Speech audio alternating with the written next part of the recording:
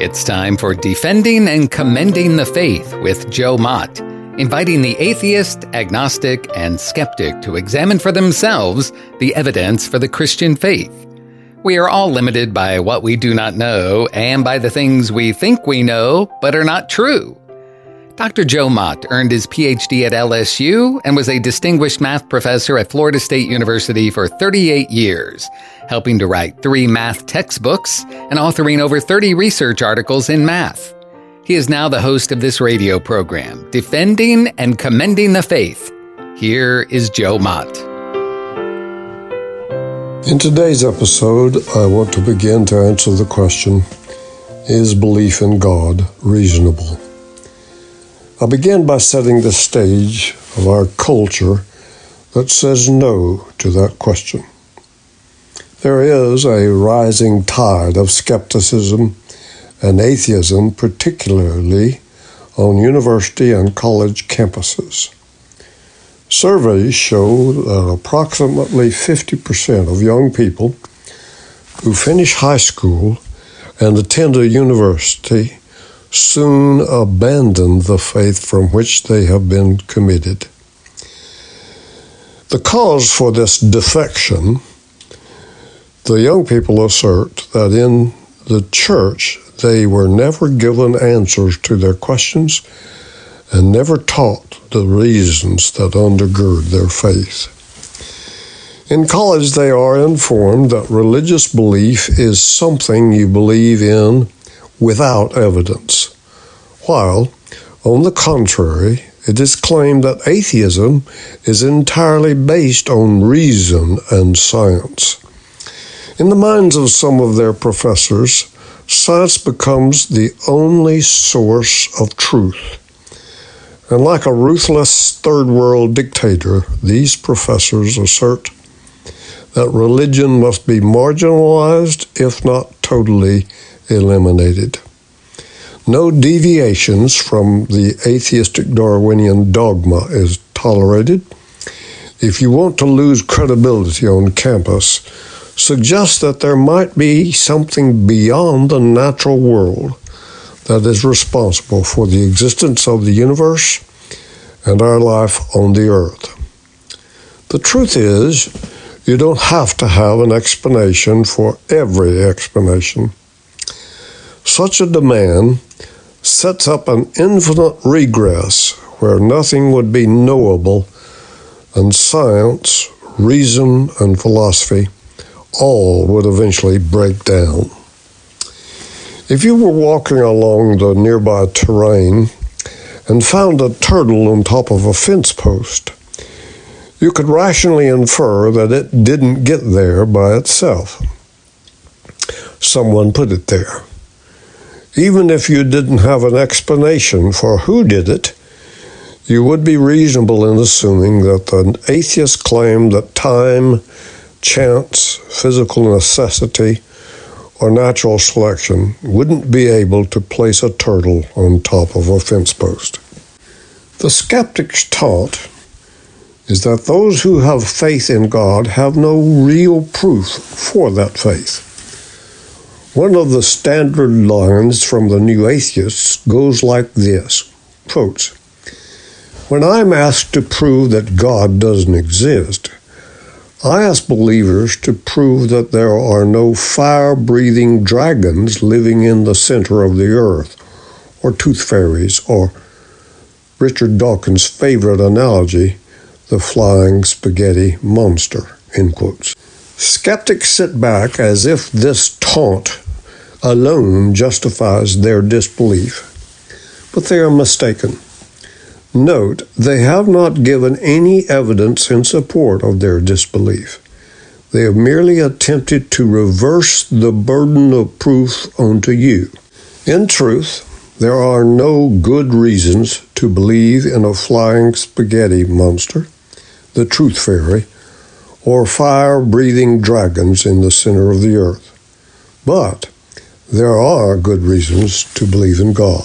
For the atheists who say that nothing exists outside the physical world must realize is that statement is a presupposition on the part of the atheist, which amounts to a statement of faith without any supporting evidence. There is no way that anyone can prove it is true. Atheism and other skeptical worldviews are just ideas, and as history has proven, ideas have consequences.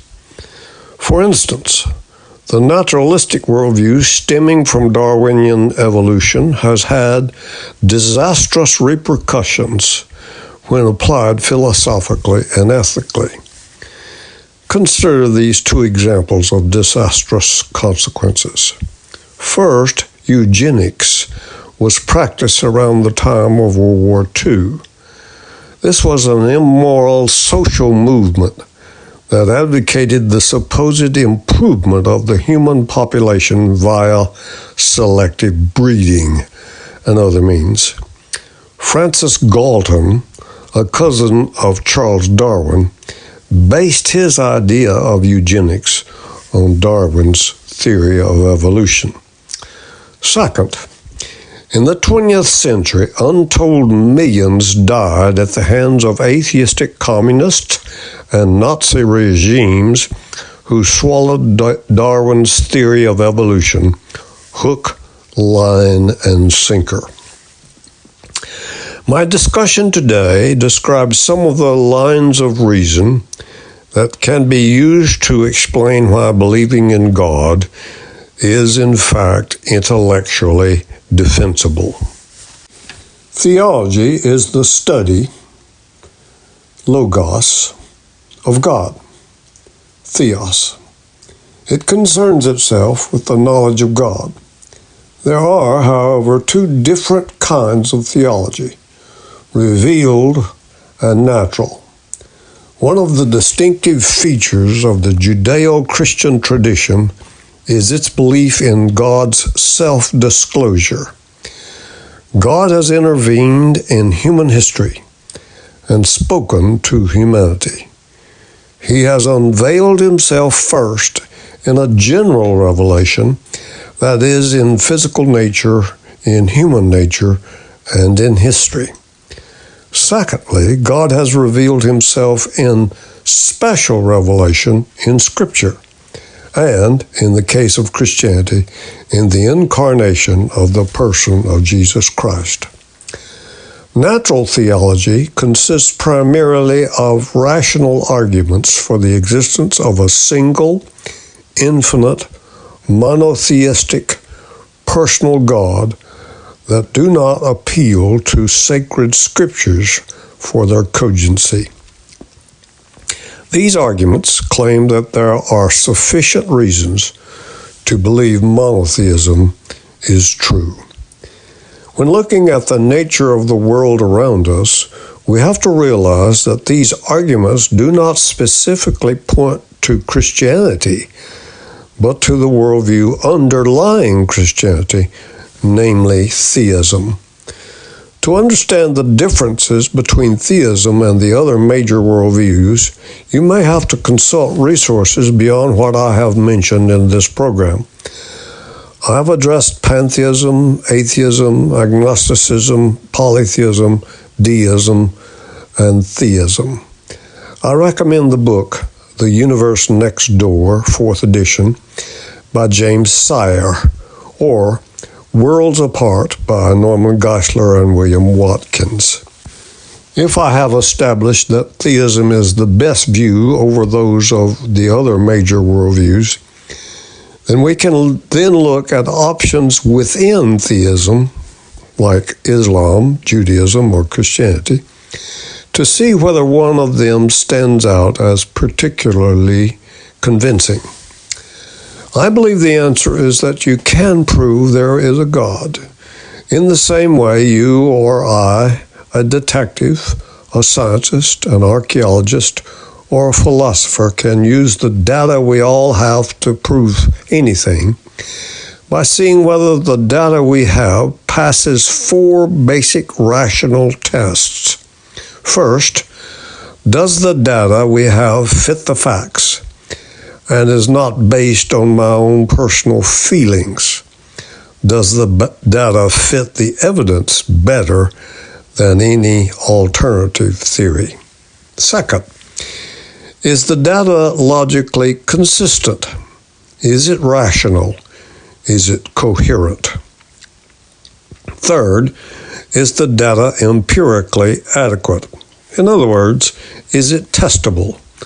Does the physical evidence support the conclusion? These three tests would help the detective and the individual in making everyday decisions. But the following would primarily help the individual philosopher.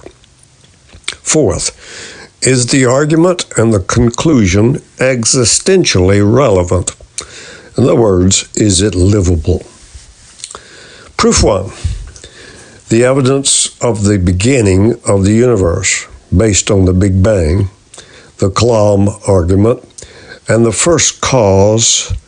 See my proof in episodes 54 and 55 of Defending and Commending the Faith that the first cause is identical to the God of the Bible.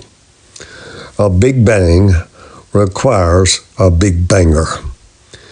When we combine the argument from the beginning of the universe with other arguments, the results are more convincing.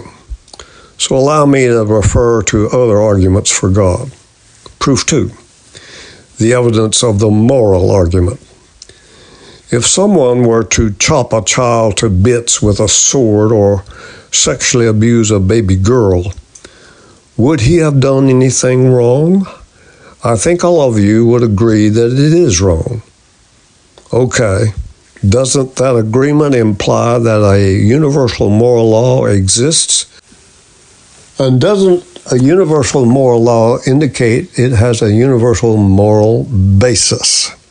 If the universe is nothing more than chemicals bumping into one another, as the naturalist believes, such collisions cannot teach that child abuse is wrong or that human life matters.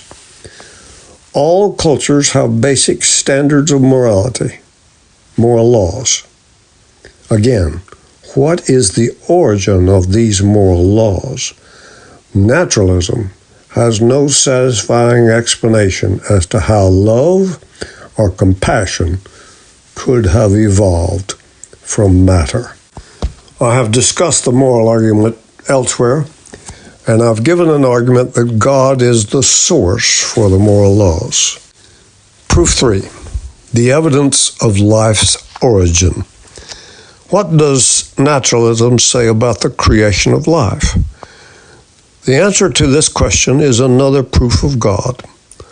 All scientific evidence points to the fact that life comes from life, and non-life, like that from a rock, a tree, or sand, cannot produce life. The naturalist claim is that the first one-cell organism was spontaneously generated despite Fred Hoyle's probability number against that possibility to the contrary. Scientists have no explanation as to how this could have happened. Even the simplest known type of cell is so incredibly complex that to believe that the first cell just happened is an article of immense faith. So if we accept that life only comes from life, what life was the first cause of life on the earth? Some have suggested it came from life on another planet, but that only removes the question back one step. For then, how did that life arise there? How can life on earth be anything other than from God? Darwinism proposed an alternative to God, the theory of evolution. According to the theory of evolution, life began from a simple cell. Over millions of years, cells gradually increased in complexity until life evolved. To me, that still says life came from non-life, and I don't believe that. The theory of evolution does not explain a number of issues. What about the irreducible complexity of organs like the eye? If only some of the many complex components of the eye evolved, but not all, there would be no vision. And then all of the various arrangements of these components, still there would be no vision. Consequently, how could there be any evolutionary advantage for the process to continue? Another issue is the unlikely viability of transitional forms. How could a transitional form between a reptile and a bird survive if it lost its scales but had not yet evolved feathers? Allow me to close this episode with these comments. In the 19th century, Nietzsche declared God is dead. It was sanctioned by some during the middle of the 20th century. The collapse of mass religious belief, especially among the educated and prosperous, was widely and confidently predicted. But the most extraordinary thing about the end of the 20th century was that the death of God did not take place. God survived, even flourished.